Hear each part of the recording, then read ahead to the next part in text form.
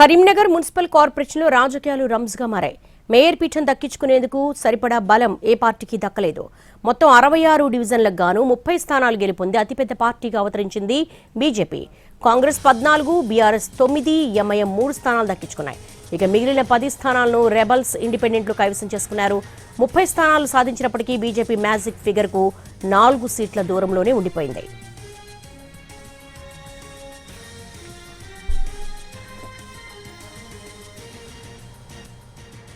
Karimnagar municipal కార్పొరేషన్లో రాజకీయాలు రంజ్గా మారాయి. మేయర్ పీఠం దక్కించుకునేందుకు సరిపడా బలం ఏ పార్టీకి దక్కలేదు. దీనికి సంబంధించి మోర్ డీటెయిల్స్ మా ప్రతినిధి భాస్కర్ రెడ్డి తెలుసుకుందాం.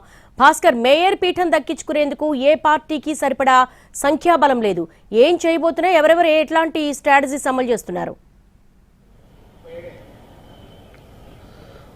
దేవి, కరీంనగర్ మున్సిపల్ కార్పొరేషన్కు సంబంధించి రాజకీయాలు అయితే ఒక పొలిటికల్ హీట్ను రేపాయని చెప్పవచ్చు. నిన్న సాయంత్రం కేంద్ర మంత్రి బండి సంజయ్ మాట్లాడుతూ 30 సీట్లు సాధించాం, ఈ కరీంనగర్ మేయర్ సీట్ను మేము దక్కించుకుంటున్నాం, ఈ కైవసం చేసుకోవడానికి సహకరించిన ప్రజలకు, అన్ని వర్గాల వారికి కృతజ్ఞతలు తెలుపుతూ ఆయన ఒక విజయ నాదాన్ని చేసిన సిచ్యువేషన్ అయితే కనిపించింది.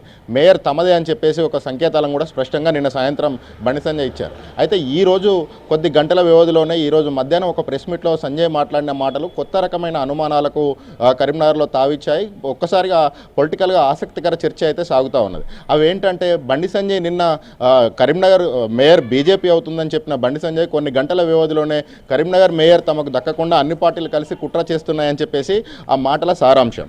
అయితే ఈ అన్ని పార్టీలు కలిసి కుట్ర చేస్తున్నాయనే సారాంశం సాక్షాత్ కేంద్ర మంత్రి, అందులోనూ స్థానిక ఎంపీ బండి సంజయ్ చేయడం అనేది ఇప్పుడు ఒక ఆసక్తికర అంశంగా మారింది. ఎందుకనంటే, నిజామాబాద్లో మేయర్ సీటు దగ్గరగా వచ్చిన బీజేపీ తాము ప్రతిపక్షంలోనే ఉంటాం, ఇంకా ఏ ప్రయత్నం చేయదలుచుకోలేదు. ఎందుకంటే క్లియర్గా కాంగ్రెస్, ఎంఐఎం మాత్రమే బయట ఉన్నాయి.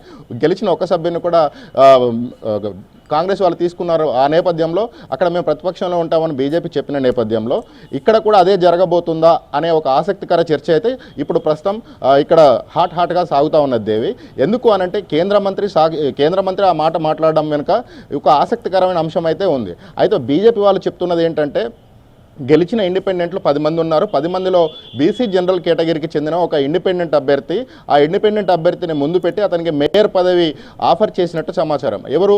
కాంగ్రెస్ పార్టీ, తర్వాత బీఆర్ఎస్ పార్టీ. ఈ రెండు పార్టీలు ఎలాగో కలవాయి కాబట్టి, కలిసినా కూడా కాంగ్రెస్, ఎంఐఎం, తర్వాత బీఆర్ఎస్ ఈ ముగ్గురు అపవిత్ర పొత్తు పెట్టుకున్నారని చెప్పేసి బీజేపీ నుంచి అపవాదు వస్తుంది. కాబట్టి మేము ఒక ఇండిపెండెంట్ అభ్యర్థిని తీసుకొచ్చి, ఇండిపెండెంట్ అభ్యర్థికి మేము మద్దతు ఇచ్చాం, బయట నుంచే మద్దతు ఇచ్చాము, అతను మేయర్ కావడానికి సహకరించామని చెప్పుకోవడం కోసం ఇది రాజకీయంగా వ్యూహాత్మకంగా అధికార ప్రతిపక్ష నేతలు ఈ ప్లాన్ చేశారు. అతను మేయరు నువ్వు ఏర్పాట్లు చేసుకో అని చెప్పేసి, ఆ ఏర్పాట్లు చేసుకోమని చెప్పేసి అతనికి సంకేతాలు కూడా ఇచ్చారు. ఈ సంకేతాలు ఇచ్చిన నేపథ్యంలో అతను కొంతమంది బీజేపీ సభ్యులకు కూడా అతను ఫోన్ చేసి, మీరు నాకు సహకరించండి, నేను అన్ని రకాల హంగులు వనరులు సమకూరుస్తానని చెప్పేసి ఆ ఇండిపెండెంట్ అభ్యర్థి చెప్పారనేది బండి సంజయ్ టాక్.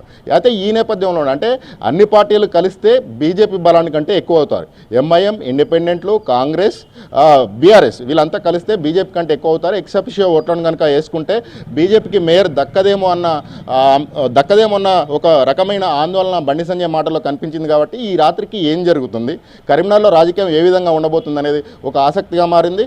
కాంగ్రెస్ ఆ రకమైన ప్రయత్నం చేస్తుందా, బీఆర్ఎస్ సహకరిస్తుందా, ఇండిపెండెంట్ మేయర్ కైవసం చేసుకుంటారనేది ఆసక్తిగా మారింది.